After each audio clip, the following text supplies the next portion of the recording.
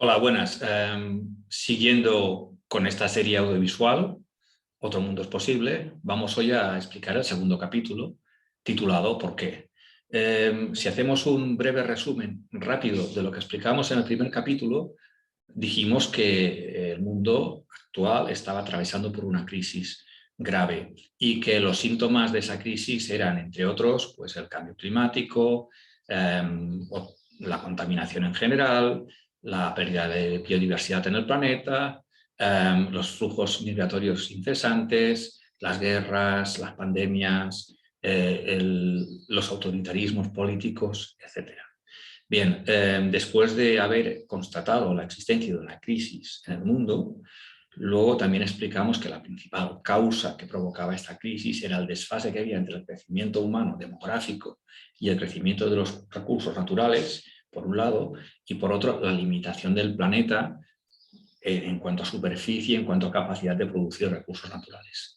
Luego también dijimos que la humanidad no estaba afrontando esta situación, es decir, hay una crisis y la humanidad parece, en primer lugar, inconsciente de que se esté produciendo esta crisis y, en segundo lugar, incapaz de solucionarla. Parece como que el sistema la esté empujando a continuar por una senda que parece que al final nos lleve hacia un resultado mucho más grave, hacia un colapso o catástrofe, o como quieran llamarlo. Y entonces, frente a esta situación, aparece la pregunta ¿por qué? Es decir, ¿por qué la humanidad no es capaz de solucionar los problemas que se le vienen en el futuro, problemas que pueden ser graves? Sabemos que se hacen conferencias internacionales como la última COP26 que se hizo en Edimburgo, que parece que fue un fracaso, o que la propia ONU, la Organización de las Naciones Unidas, toma iniciativas para enfrentarse a algunos de estos problemas. Sin embargo, todo parece meras discursos, manifestaciones y ya está. Parece que no se consiguen resultados importantes detrás de todo esto. Y estos fracasos, que más o menos vienen a estar presentes durante todo este siglo XXI, es decir, todo este siglo XXI que está plagado de escasos avances frente a los problemas que nos acechan, lo único que suscitan son una serie de sentimientos negativos, como de frustración, desengaño, fracaso, descrédito en la humanidad, en los medios de comunicación, frente a las gestiones de la clase política.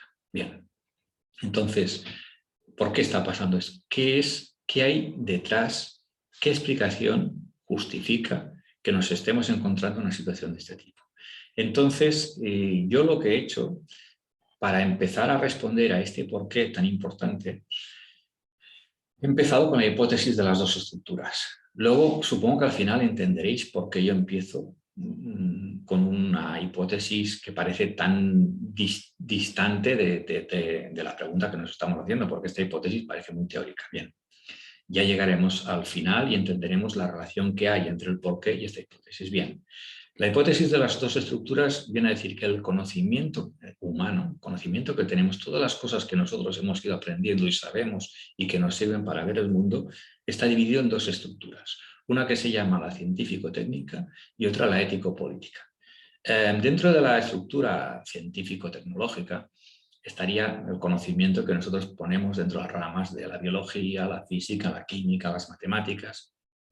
Y es un conocimiento que lo que quiere es ver el mundo en el que vivimos a través de las leyes que ya están puestas en este mundo, el mundo físico, que diríamos. Por ejemplo, la ley de la gravedad, la teoría de la relatividad, la evolución de las especies y cualquier otra ley matemática, por ejemplo, o física o biológica que se os ocurra. Vale. Esta sería una estructura de conocimiento y de pensamiento. Y luego estaría otra estructura distinta, que es la que yo llamo ética y política, ¿vale? Que estaría formada por el conocimiento de la ética, de la política y del derecho. Y entonces la visión que nos ofrece este conocimiento es una visión de un mundo hecho por el hombre, visión cultural, ¿vale?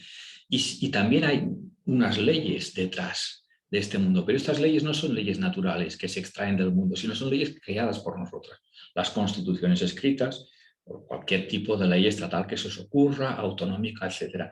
Y también dentro de esta estructura están instituciones creadas por la humanidad, son el Estado, los ayuntamientos, los parlamentos, la ONU, la Unión Europea, ¿vale? Entonces vemos que hay dos estructuras distintas de conocimiento. Muy bien, vamos a hablar primero un poco de la científico-tecnológica. Resulta que la ciencia, estamos hablando de la ciencia, lo que se llama la ciencia del método, vamos a hacer un breve esquema de su evolución histórica, pero muy breve, ¿vale? Y vamos a empezar por la Edad Media. Resulta que en la Edad Media la ciencia estaba ninguneada porque lo importante, por encima de todo, estaba el conocimiento religioso. Y los paradigmas científicos que había en aquellos tiempos eran muy simples. Uno de ellos era que la Tierra era el centro del universo y que los astros giraban alrededor de ella, incluido el Sol, ¿vale? Y la Tierra era estática. Otro paradigma era que los hombres y el resto de criaturas vivientes habían sido creados por Dios. Otro paradigma también era que había dos mundos.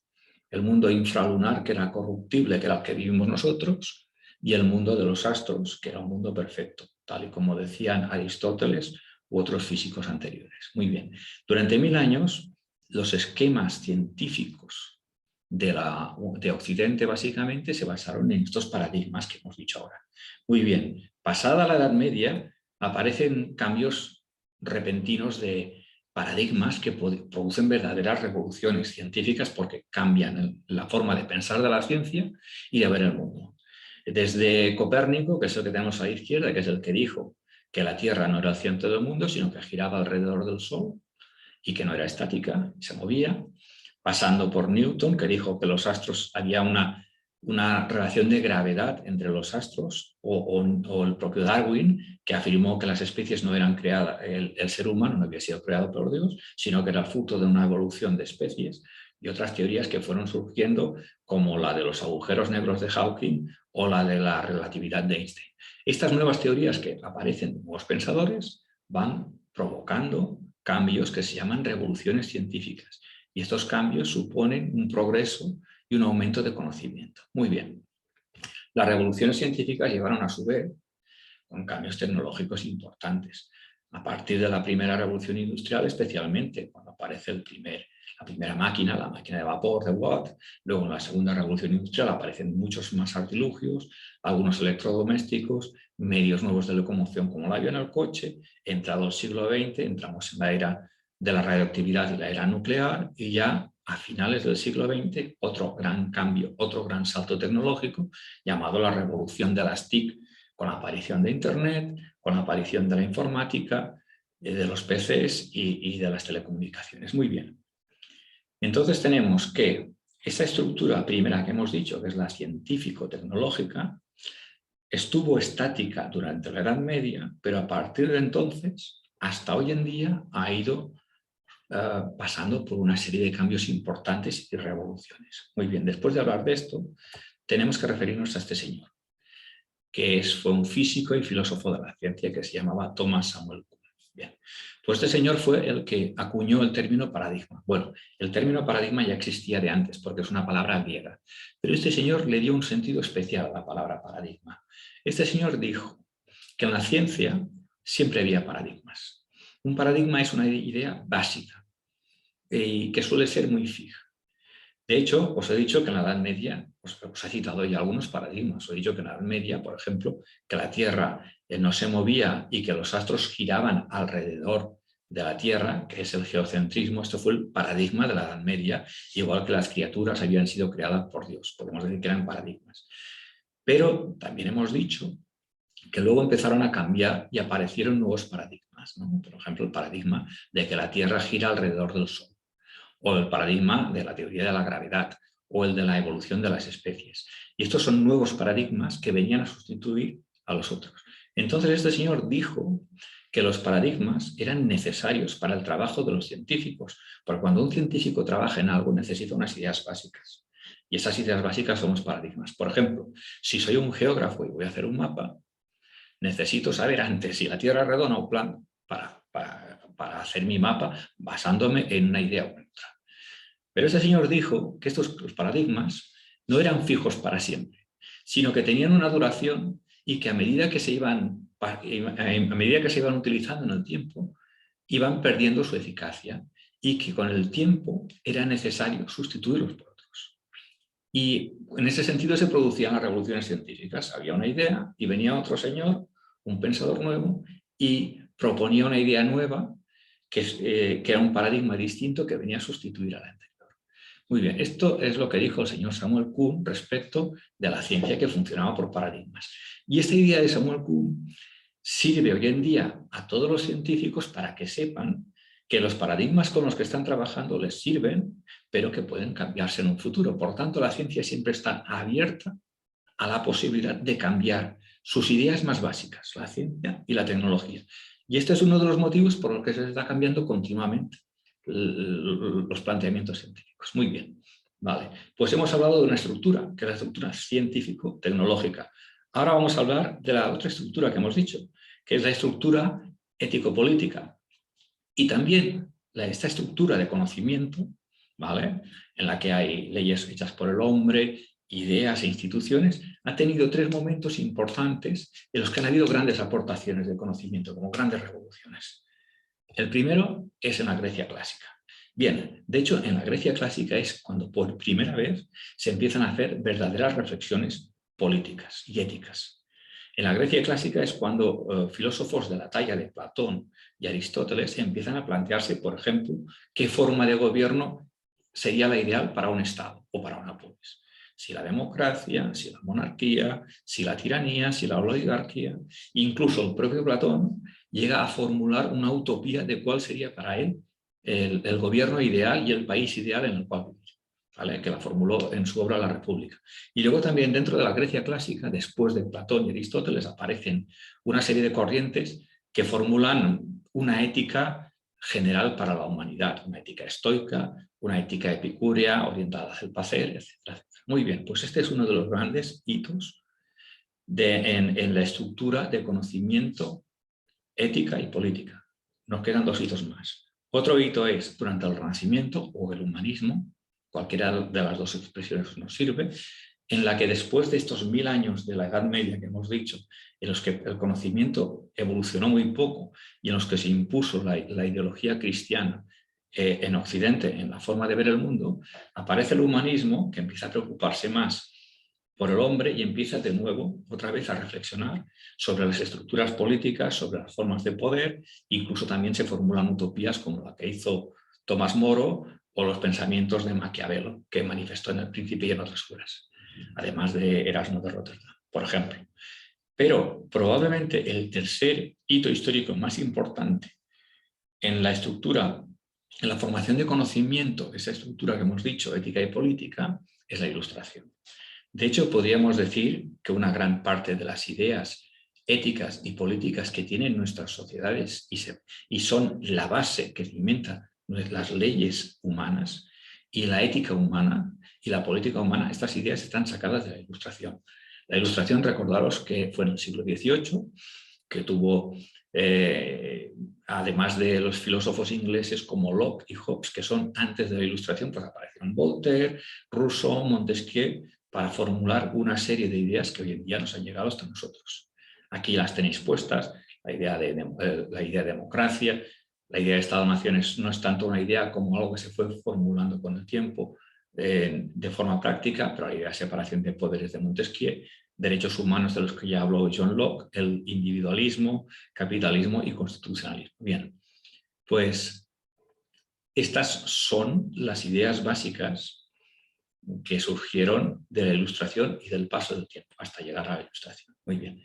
Yo creo que estas son las 7 más importantes, los 7 paradigmas más importantes de la estructura ético-política. Bien, volvemos a este señor. ¿Por qué volvemos a este señor? Pues muy bien. Resulta que este señor, cuando habló de los paradigmas, se refirió solo a los paradigmas de la ciencia. Este señor no pensó para nada en otras ramas del conocimiento, porque él era un científico y no le interesaban. No le interesaban, pero no quería referirse a estas ramas. Pues bien, ¿por qué no aceptamos nosotros también que esta estructura de conocimiento que hemos llamado la ética y la política, que no son ciencias exactas, también pueda tener unos paradigmas? ¿Por qué no aceptamos esto? Si nosotros aceptáramos esto, entonces los paradigmas serían lo que hemos dicho antes, estas ideas de aquí. Separación de poderes, democracia, Estado-nación, individualismo. Estos serían los paradigmas de la estructura de conocimiento, ética, los paradigmas éticos y políticos que tenemos hoy en día, ¿vale? Pero hay una diferencia con los paradigmas científicos. Los paradigmas científicos, habéis visto, han ido cambiando a lo largo de los siglos desde la Edad Media. Pero es que estos paradigmas ético-políticos fueron formulados durante la Ilustración, prácticamente no han cambiado desde la Ilustración. La Ilustración es en el siglo XVIII. Por tanto, estamos hablando que entre 200 y 300 años llevan en vigor estos paradigmas. Claro, con que en esta estructura de conocimiento nos considera que haya paradigmas, pues no pasa nada. Pues no podría ser que el verdadero problema que tuviéramos nosotros hoy en día es que no se han actualizado estos paradigmas, no se han renovado, no se han sustituido. ¿Y por qué no se ha hecho? Es decir, la pregunta es ¿por qué no hemos cambiado nuestros paradigmas en esta área? Una respuesta podría ser porque parece que como que en la Ilustración se hubiesen encontrado las mejores ideas posibles en relación con la ética y la política. Es como si hubiésemos alcanzado la perfección. La democracia, el sistema perfecto. La separación de poderes, la mejor forma de organizar un Estado. Los derechos humanos, ética y justicia perfecta. El constitucionalismo, la mejor forma de registrar las leyes. Claro, con que parece que ya hemos llegado al no va más, ya no es necesario cambiar más. ¿Vale? Y yo lo que estoy afirmando ahora es que estas ideas tendríamos que cambiarlas o modificarlas. Y que la base de la respuesta a esa incapacidad, a ese por qué la humanidad no es capaz de afrontar los problemas, es porque la estructura política y ética del mundo se basa en unos paradigmas que están obsoletos. ¿Vale? Esta sería la explicación. Entonces, ¿cómo puedo yo justificaros o explicaros que estos paradigmas están, algunos de ellos, u obsoletos o necesitados de renovación? Primero voy a poner aquí dos ejemplos y luego otros dos más. Y luego en los otros vídeos continuaremos hablando de ellos. La separación de poderes. Bien, la separación de poderes fue formulada ya por Montesquieu en la primera mitad del siglo XVIII. Estamos hablando de aproximadamente casi 300 años. El señor Montesquieu, en su obra El espíritu de las leyes, definió tres tipos de poderes del Estado: el ejecutivo, el legislativo y el judicial. Y seguramente vosotros los habéis estudiado en vuestras clases. Bien, esta no es una ley natural, es una ley humana. Por lo tanto, los poderes del Estado se pueden dividir en más poderes. El Estado puede dividir sus poderes en más, ¿vale? No es imprescindible que haya tres. Y sin embargo, llevamos 300 años con los tres poderes. Puede concebirse perfectamente la posibilidad de que haya un cuarto poder o un quinto, el poder de control o el poder de información. La información cada vez es más importante en la sociedad. ¿Por qué no se formulan más poderes? ¿Por qué no se separan más poderes del Estado? Este sería un paradigma que podríamos poner en tela de juicio. Otro paradigma, el constitucionalismo. El constitucionalismo es aquel paradigma que dice que la ley suprema de un Estado tiene que ser una constitución escrita. Yo me parece correcto este paradigma. Lo que no comparto es que no puede haber una constitución más allá de un Estado, o es decir, que el poder de las constituciones sea territorial, no tiene por qué, o que las constituciones sean tan rígidas y no se vayan renovando de tanto en cuanto, porque las constituciones se están petrificando, se están convirtiendo en tablas de los 10 mandamientos, que parecen inquebrantables, que no se pueden modificar. Tienen que modificarse, tienen que regenerarse las constituciones y tienen que plantearse su mecánica. Muy bien, y además de estos dos paradigmas que os he puesto de ejemplo para deciros que pueden renovarse o pueden cambiarse, ahora me quiero referir de estos que tenéis aquí puestos a dos más que para mí están en franco declive y crisis. Uno de ellos es este: el modelo de Estado-Nación. A ver, el Estado-Nación surge aproximadamente, como dicen los filósofos y los políticos, sobre los que estudian política, del siglo XV, XVI, ¿vale? y se consolidan definitivamente en la segunda mitad del XIX con la independencia de los países africanos. Hoy en día, si veis aquí a la izquierda un mapa del mundo, prácticamente todo el mundo está dividido en estados, menos la Antártida. El resto de territorio son estados. Los estados, unos tienen un territorio distinto, tienen cultura distinta, unos tienen un gobierno más libre, otros más dictatorial. Sin embargo, los estados comparten todos mismas características, que son tener un territorio, tener unas fronteras, tener un gobierno y tener unas personas que viven en el que somos nacionales. Bien. Esta forma de dividir el mundo, que parece ya inmodificable, porque estamos desde hace décadas funcionando con esta articulación del mundo, parece que ya no se puede cambiar esta articulación, ha sido positiva durante décadas y durante siglos. Durante el siglo XIX, por poner un ejemplo, durante el siglo XVIII. Incluso durante una parte del siglo XX, a pesar de que ya empiezan a aparecer las guerras mundiales que nos están diciendo de que quizás el sistema de Estado no sea el mejor para gestionar algunos problemas. Pues resulta que probablemente la principal causa por la cual la humanidad no está pudiendo afrontar los retos del futuro, especialmente el cambio climático, pero hemos ido a pérdida de biodiversidad, los flujos migratorios, la principal causa es que los estados no se pueden poner de acuerdo entre ellos, porque son 193 en la comunidad internacional, pero es que además de que sean 193, cada uno tiene una idiosincrasia propia, unos intereses distintos de los demás, que más bien tienden a la confrontación que no a la cooperación, a pesar de que se dan casos de cooperación en los estados muy importantes, los de la Unión Europea, en Europa. Sin embargo, los estados tienden muchas veces a enfrentarse entre ellos porque los intereses que tienen son distintos. Y si quieres hacer una reunión de unos cuantos estados y sacar una solución, es muy complicado. Claro que para eso se crea la ONU. La ONU, que es el organismo que tenéis a la derecha, se creó precisamente partiendo de esta idea de que los estados no pueden sacar algunas soluciones entre ellos y es necesario coordinarlos. Pero no hay que olvidar, y tenéis que saberlo, si no lo sabéis ya, que uno de los principios de derecho internacional público más importantes es la soberanía de los estados, lo cual significa que el poder máximo es de cada estado y nadie puede imponerse a la voluntad de un estado. Por lo tanto, la ONU, por muchos órganos que disponga, por mucha capacidad legislativa que se le otorgue, no puede imponer sus decisiones a ninguno de los estados soberanos que forma la comunidad internacional. Porque cada estado decide las cosas que le incumben a su territorio y nadie puede imponerse. Eso es lo que se llama soberanía. Muy bien.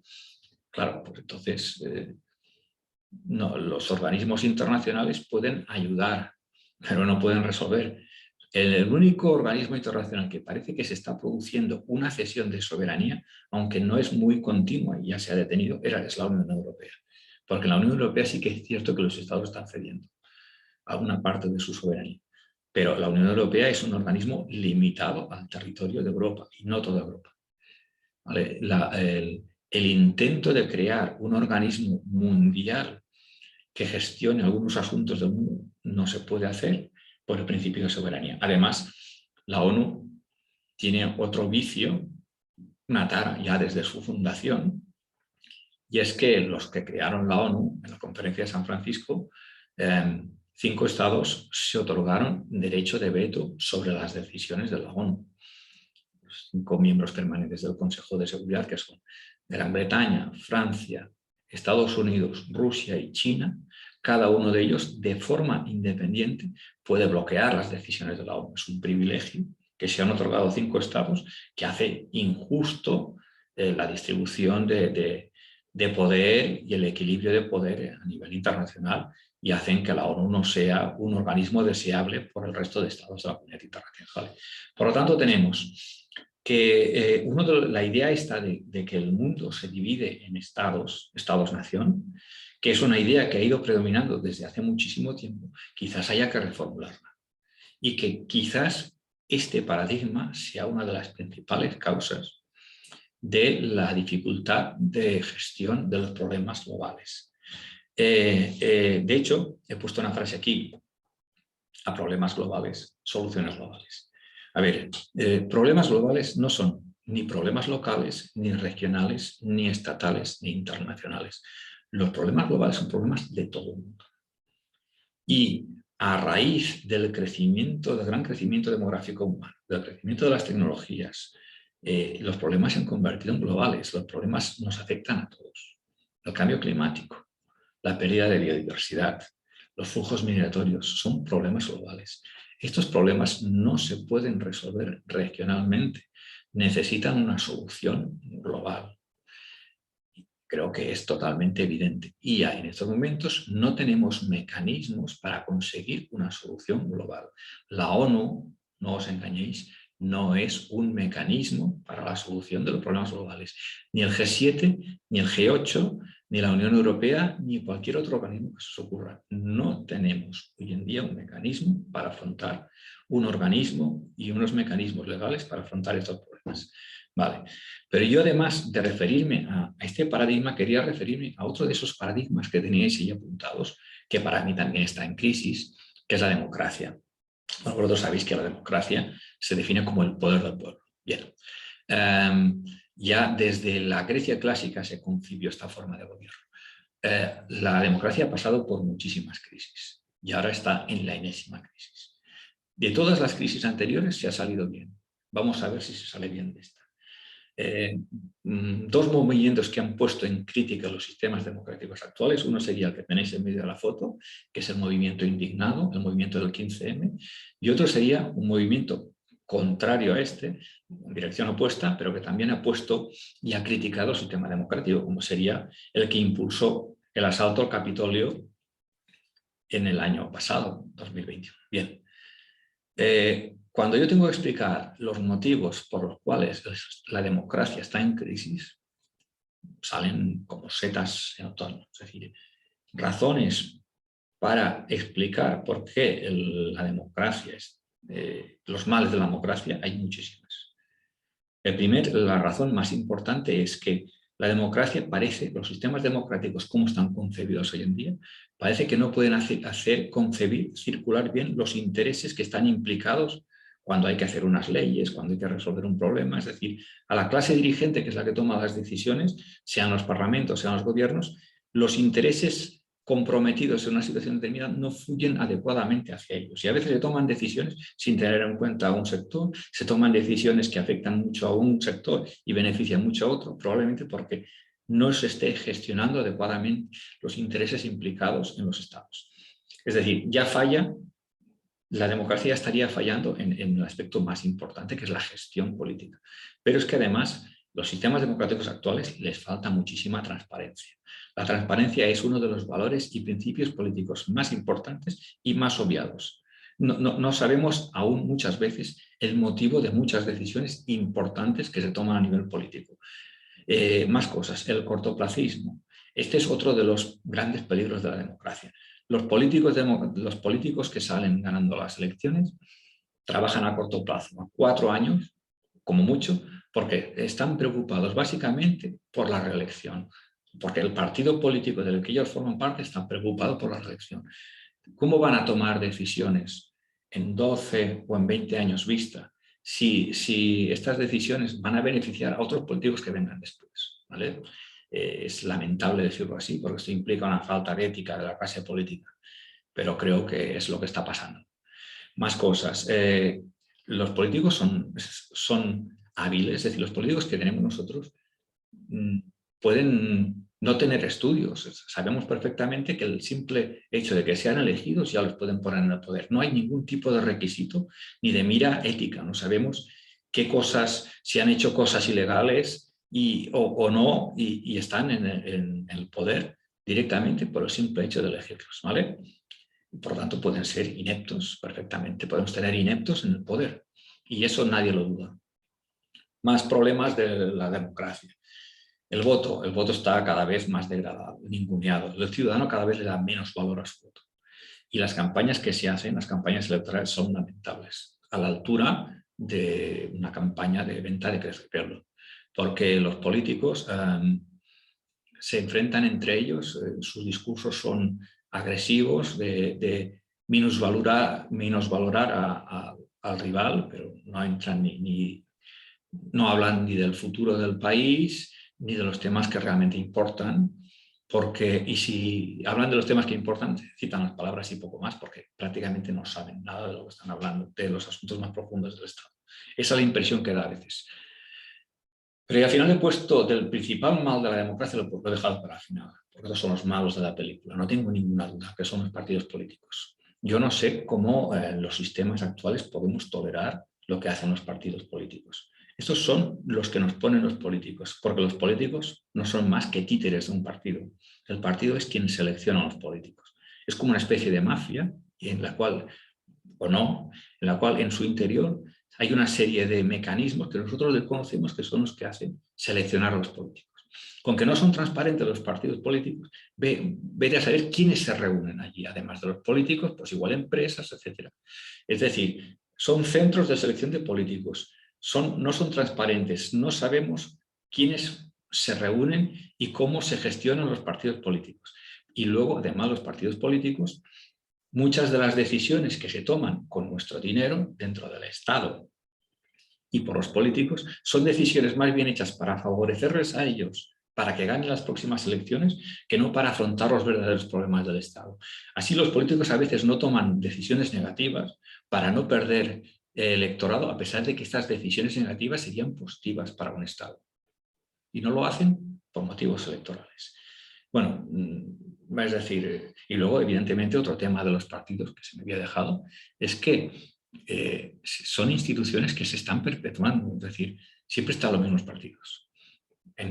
Pueden entrar a uno y estar 20 o 30 años, pero más o menos en Estados Unidos están los republicanos y los demócratas, en Gran Bretaña los laboristas y los conservadores, en Francia ahora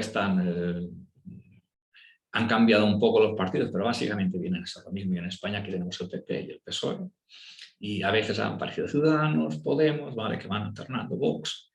Pero más o menos vienen a ser siempre los mismos. Es decir, ¿cómo puede ser? Es que no hay cambios en el mundo como para que cambien los partidos. Bien, pues otro paradigma que está francamente en crisis. Por lo tanto, ¿qué conclusión sacamos de esto? La conclusión que sacamos de esto es que así como la ciencia y la tecnología siguen un camino de renovarse continuamente, no pasa lo mismo en otro aspecto que es la ética y la política. No se han renovado desde la Ilustración. ¿Por qué no se han renovado? Porque no se entiende que sean paradigmas y porque parece como la idea de que desde que se llegó a la Ilustración ya no es necesario renovar más. Pues no, es necesario. Y con que es necesario, hago esta afirmación de conclusión. Hay que llevar a cabo una profunda renovación de los paradigmas de la ética, de la política y del derecho. Esa es la frase, una de las frases con las que me gustaría terminar este segundo vídeo. Por lo tanto, recapitulando, volvamos otra vez. Nos hemos preguntado el por qué no podemos gestionar los verdaderos problemas que afectan al mundo, ¿vale? Y la solución la respuesta que estoy dando es que no podemos solucionarlos porque los políticos y la ética que tenemos son política y una ética anticuada que no se ha renovado desde hace tiempo y que necesitamos una ética y una política renovadas para poder solucionar los problemas que tenemos, ¿vale? Y en eso vamos a dedicar los próximos vídeos. Pero antes de terminar quiero ya anticipar la formulación de los 3 principios que necesitaríamos para llevar a cabo una adecuada revolución o renovación de los paradigmas éticos y políticos, de las instituciones, de las leyes éticas y políticas, ¿vale? 3 principios, es decir, 3 ideas que siempre tenemos que tener claras cuando vamos a hacer esta renovación. La primera idea: en todos los grandes periodos de renovación ética-política en la Grecia clásica, durante el Renacimiento y durante la Ilustración, ha habido una mentalidad de los pensadores de aquellos tiempos de que estaban viviendo unos tiempos de cambio importantes y que al vivir tiempos de cambio importantes había que cambiar las ideas.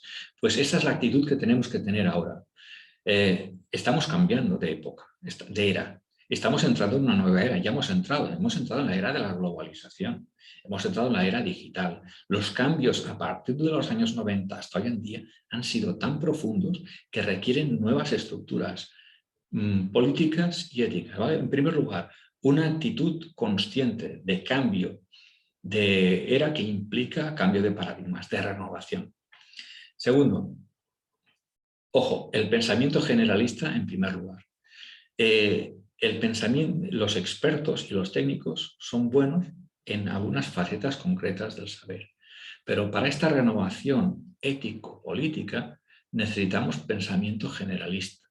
Gente no que haya estudiado 50 másteres de algo, sino gente que ha estudiado 50 carreras o que tenga un conocimiento general de la mayoría de ramas implicadas, que en este caso sería la política, la ética y el derecho. Bien, este es el segundo, y el tercer principio que tenemos que tener claro, o al menos yo creo que tendría que estar claro, es el de la libertad. La humanidad, los seres individuales, la humanidad, incluso los demás seres vivos, tenemos un proyecto común todos, que es la libertad. La libertad no es un proyecto ideológico en el sentido de que implique unas ideas que tienes que creerte. La libertad sencillamente es que cada uno, la humanidad, podamos elegir y tener a nuestro abasto el máximo de opciones posibles para vivir. Me refiero a la libertad. Más libertad significaría poder hacer más de las cosas que queremos hacer en nuestra vida, evidentemente sin perjudicar a los demás. Viajar más, vivir más tiempo, sentirnos físicamente mejor, lo que se os ocurra a vosotros. Tener más libertad implica tener más opciones para vivir. Por lo tanto, yo considero que este es un proyecto en el que todos queremos estar. Y bueno, después de haber hecho esta apreciación, no me queda nada más que despedirme y os deseo volver a veros en los siguientes capítulos. Hasta luego.